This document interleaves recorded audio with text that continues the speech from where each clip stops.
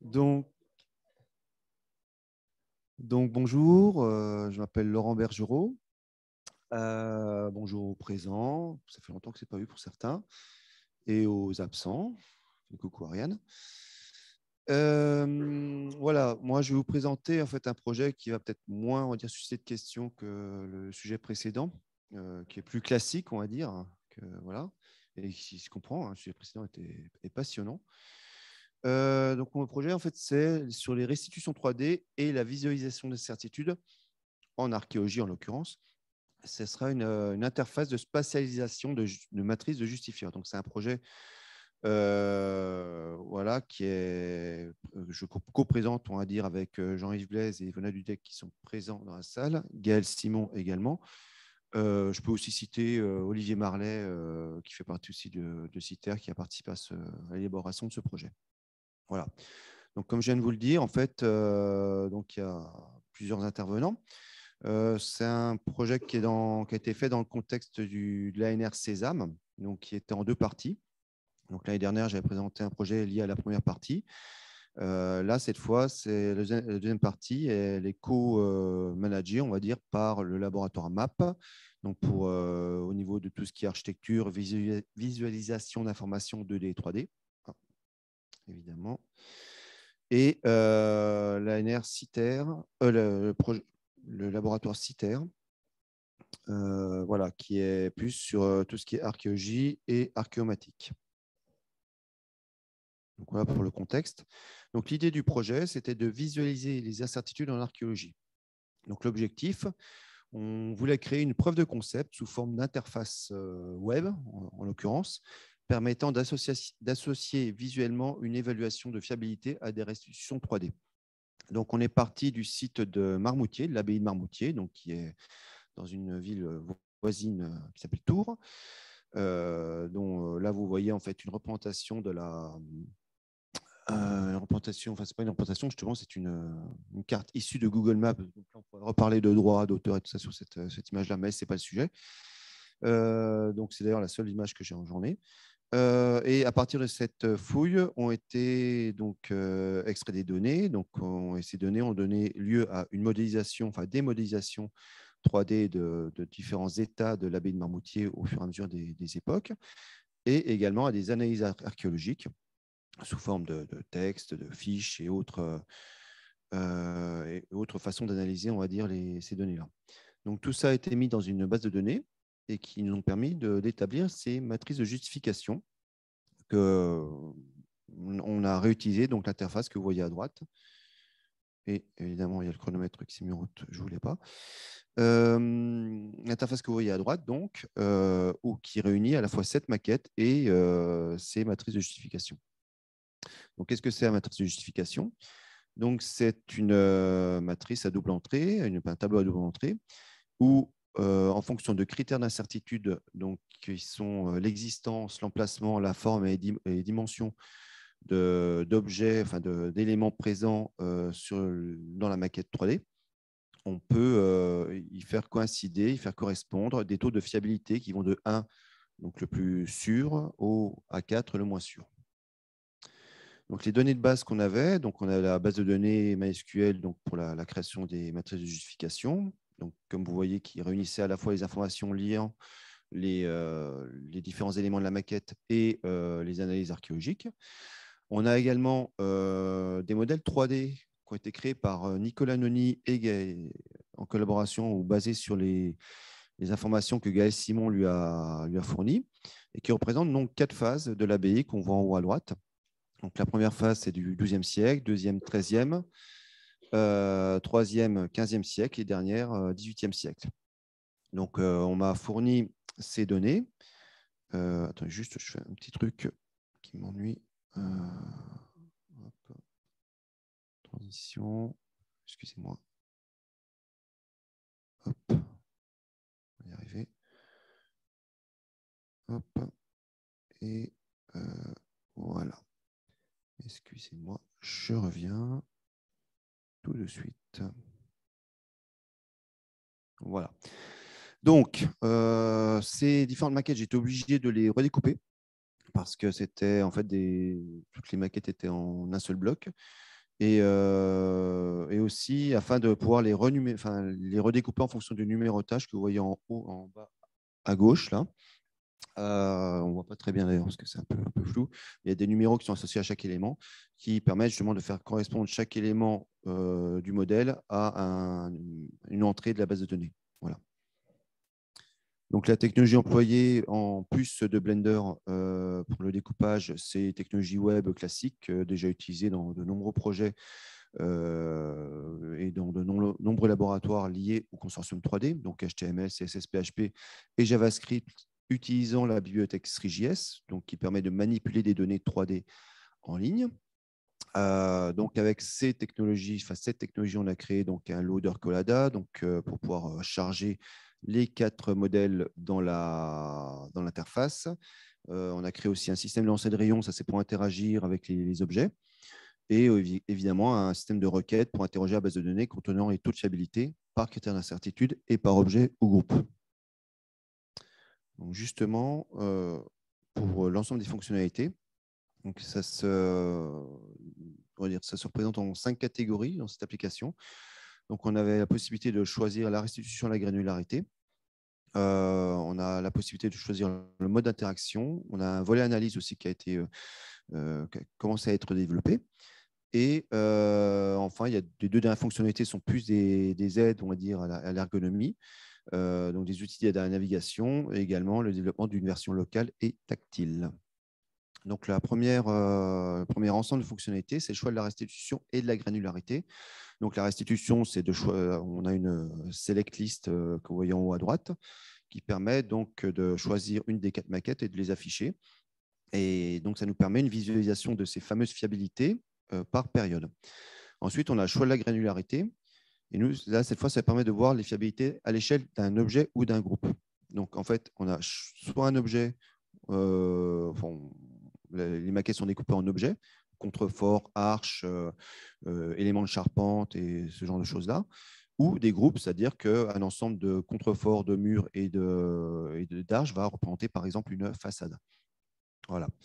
Et du coup, ça nous permet une visualisation des fiabilités par échelle. Donc, de manière plus facile et plus pratique, je vous montre les 4 façons de naviguer, on va dire, dans la maquette, enfin dans l'interface. Les 4 différentes maquettes plutôt. Voilà, on va de l'état 1 du XIIe siècle à l'état 4, le XVIIIe siècle. Deuxième ensemble de fonctionnalités, c'est le choix du mode d'interaction.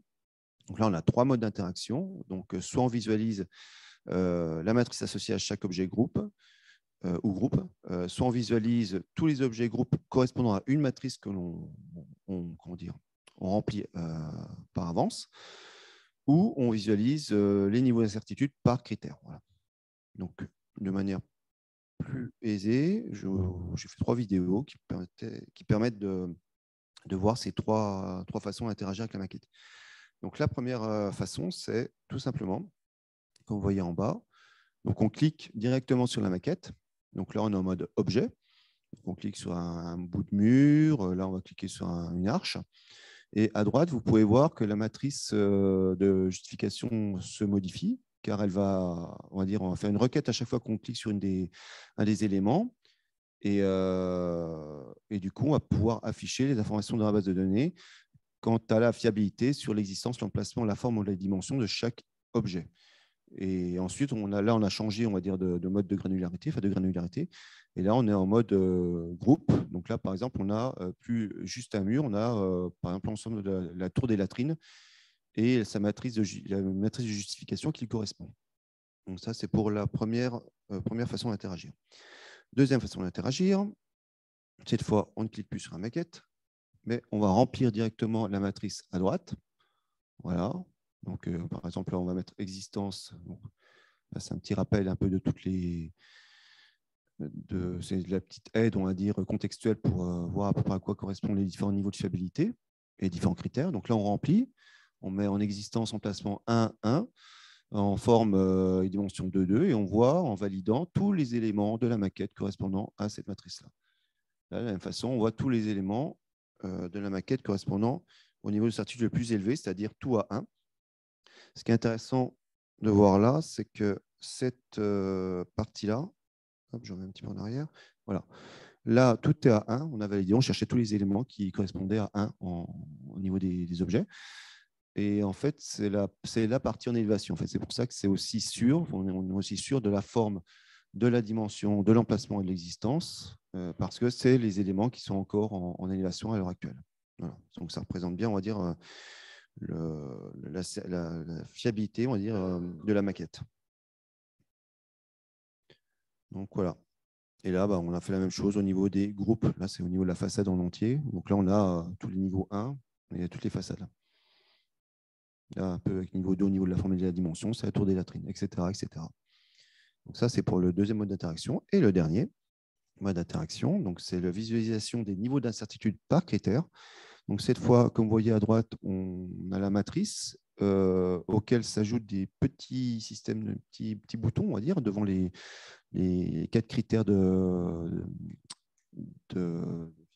fiabilité, d'incertitude, excusez-moi. Et là, on va cliquer sur, sur ces entrées. Et là, on va pouvoir voir sur l'ensemble de la maquette. Donc, je ne sais pas si vous voyez bien, mais en tout cas, on voit tous les éléments de la maquette qui sont à 1. Ensuite, on voit pour la forme, on voit déjà, par exemple, qu'il y a un niveau de fiabilité à 3 pour le toit de la tour des latrines, qui est en jaune. Donc, ça veut dire qu'on est vraiment moins sûr, on va dire, au niveau de la forme, mais également la dimension, puisque ça a la même couleur. Donc, voilà, là, c'est les 3 modes d'interaction. Et donc, le troisième ensemble de fonctionnalités, c'est le volet analyse. Alors, c'est plutôt une fonctionnalité, on va dire, mais qui nous permet donc 2 types de visualisation d'informations. Donc, on peut y accéder par un bouton sur l'interface. Donc, on peut voir au-dessus des matrices cumulatives par ordre chronologique de restitution. Donc là, en fait, on voit l'équivalent des petites matrices que vous avez vues avant, mais par époque.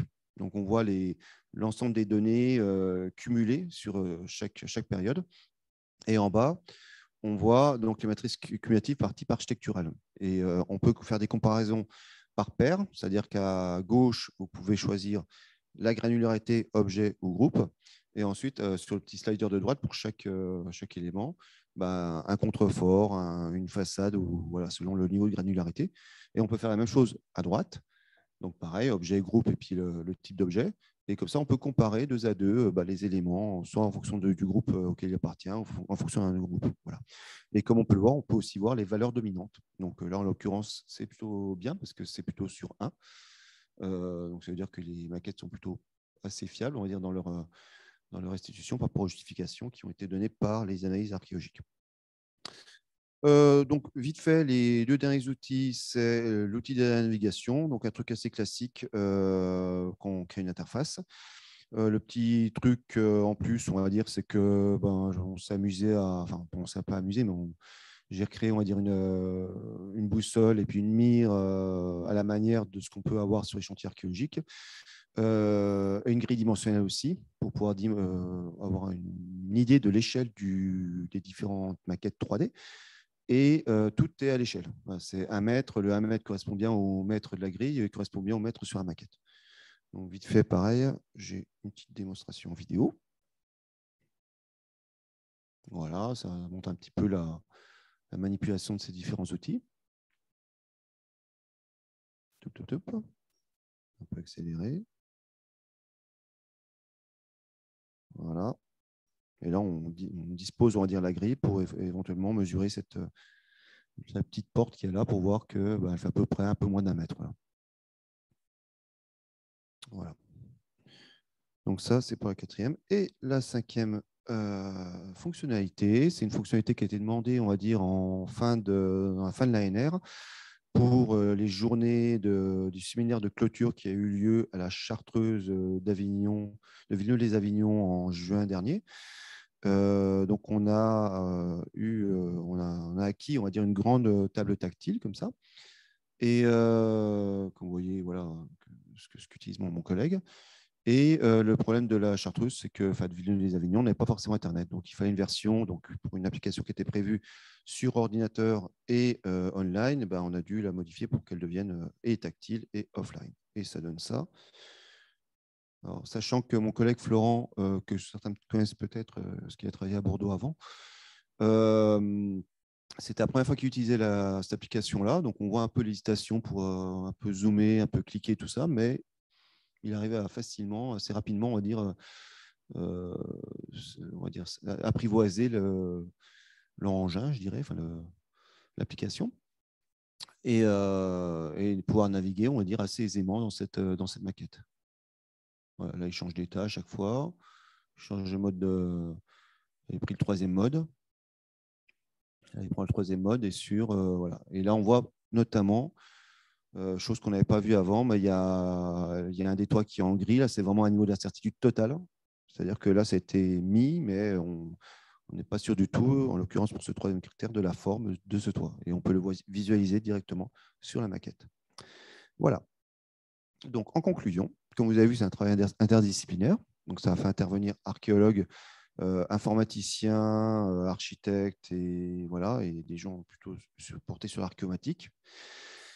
Ça permet une nouvelle approche de la réutilisation d'un modèle 3D prévu à la base pour la valorisation. Il faut savoir ce qui est très important, et ce qui a été super intéressant pour ce projet-là, c'est qu'en fait, le modèle n'était pas du tout prévu à la base pour ça. Donc, on a réutilisé un modèle qui était prévu pour la valorisation et on l'a réutilisé pour ce type d'utilisation. Donc, c'est assez intéressant pour d'autres projets. Éventuellement, on peut aussi adapter cette application à d'autres projets et il n'y a pas besoin de refaire tout le modèle à la base. Après, ça dépend effectivement il y a certaines limitations justement que je vous expliquerai en dessous. La taille de l'objet, comme d'habitude, c'est des applications web, il ne faut pas non plus des trucs trop gros.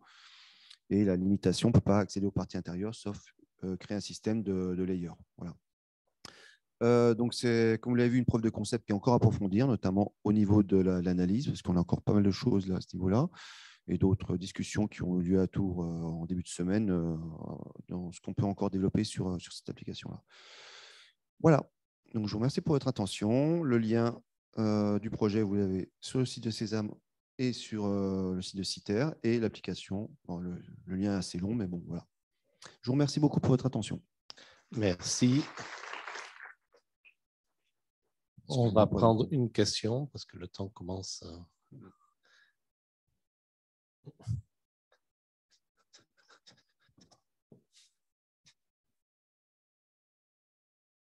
Merci Laurent pour cette présentation, c'est super intéressant.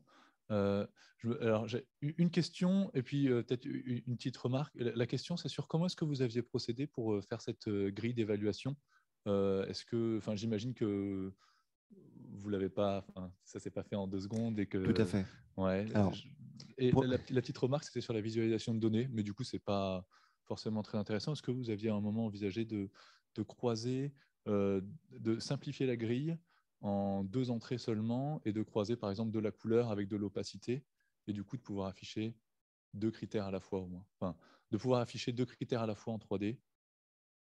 Oui, en jouant sur l'opacité. La couleur et l'opacité et du coup éventuellement de simplifier la grille pour juste tout afficher par exemple mêler un peu existence et emplacement. Je ne sais pas, j'ai l'impression que ça varie un peu de manière relativement similaire. Les formes et dimensions, ça varie aussi de manière un peu similaire. Du coup, faire une simplification. Bon, c'était une remarque. Oui, je vois. Mais en fait, alors là, ça rejoint justement ta question. Voilà. Bah là, tu peux te retourner derrière toi parce que je pense que c'est plus Olivier qui pourra répondre. Et aussi Jean-Yves éventuellement. Voilà, mais on a la chance d'avoir la plupart des intervenants, à part Gaël, autour de l'application, et qui va t'expliquer pourquoi ces critères-là. Bah justement, c'est Gaël qui a fait ce travail-là parce qu'il a fouillé tout le bâtiment. Donc, c'est lui qui d'après les restitutions, qui a décidé de ce qui était sûr, de ce qui était probable, en fonction des différentes informations qui étaient à notre disposition.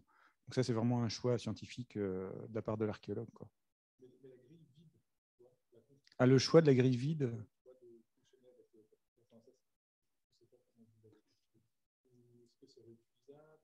Ah ben, ça, je ne sais plus si ça s'est fait,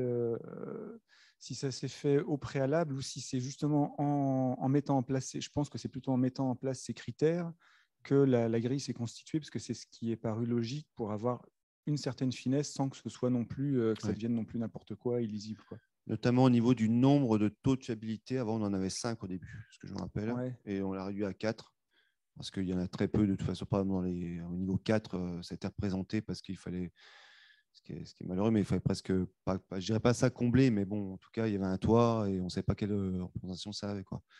Voilà. Et peut-être que cette grille, elle est adaptable à d'autres projets en fonction de la granularité, peut avoir du coup moins de critères ou plus de critères parce que ça se justifie en fonction des données. Yvonna ?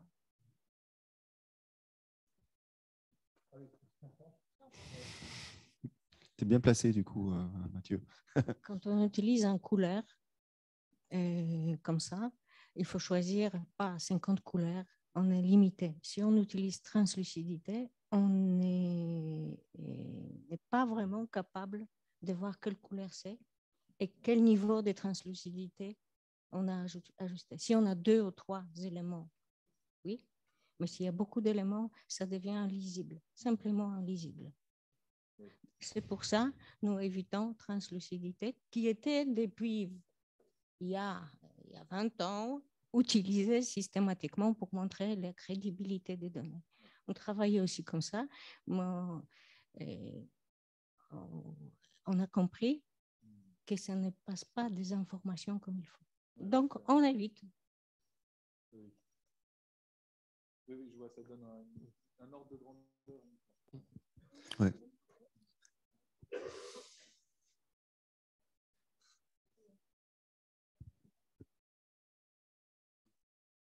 Ok. Merci beaucoup. Merci à vous.